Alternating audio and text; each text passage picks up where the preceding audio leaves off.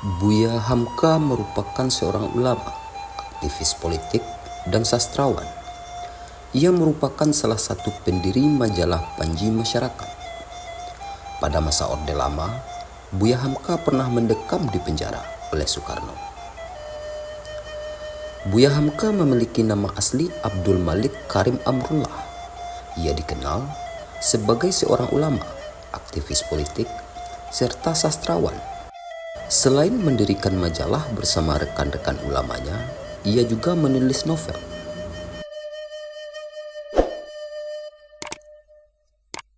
Buya Hamka menjadi aktivis politik melalui Partai Masyumi, yang akhirnya partai politik Islam ini dibubarkan oleh Soekarno pada tahun 1960. Pada tahun 1960-an, Soekarno tengah gencar melancarkan aksi pembubaran dan penangkapan para partai dan tokoh yang dianggap menjadi oposisi.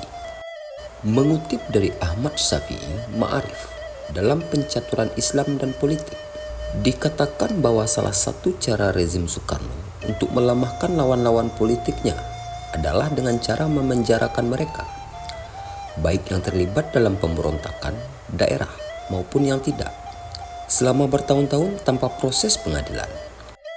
Pihak oposisi pemerintahan Soekarno pada masa itu ialah partai-partai Islam dan para ulama dan pemuka agama Islam. Selain Partai Masyumi, majalah Panji Masyarakat milik Hamka juga ikut dibredel oleh Soekarno karena dinilai memuat kritik yang tajam terhadap pemerintahan Soekarno. Salah satu tokoh politisi Islam yang ditangkap Soekarno adalah Buya Hamka.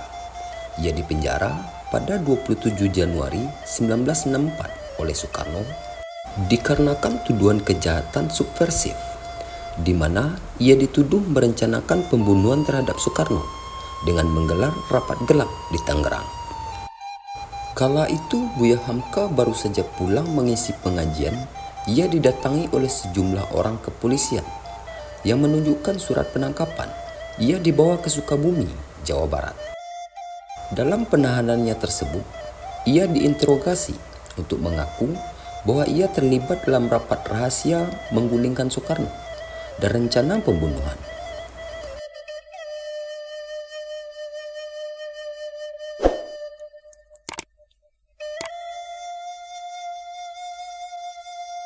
Tuduhan-tuduhan tersebut tidak terbukti. Hamka pernah menyampaikan kepada Ghazali Sahlan bahwa wakil ketua tim pemeriksa bahkan mengakui bahwa semua tuduhan yang ditujukan kepadanya adalah palsu. Setelah pemeriksaan selesai dalam waktu 3 bulan, kami dipindahkan dan dipencar ke beberapa tempat. Kebetulan saya dan Buya Hamka dibawa ke Cimacan, Puncak. Ketika singgah di tengah jalan untuk salat asar, dan polisi pengawal membiarkan kami berdua masuk langgar. Dalam kesempatan berwudu, beliau membisikkan kepada saya bahwa sebelum meninggalkan rumah tahanannya di Sukabumi, wakil ketua tim pemeriksanya berkata, "Dari segala proses verbal, ternyata bahwa semua tuduhan ini adalah sandiwara belaka. Tak ada satupun pengakuan yang diberikan para tersangka dapat dikemukakan ke pengadilan. Namun, walaupun demikian, bapak-bapak akan tetap beristirahat," ujar Ghazali Sahlan dalam kenang-kenangan 70 tahun Buya Hamka.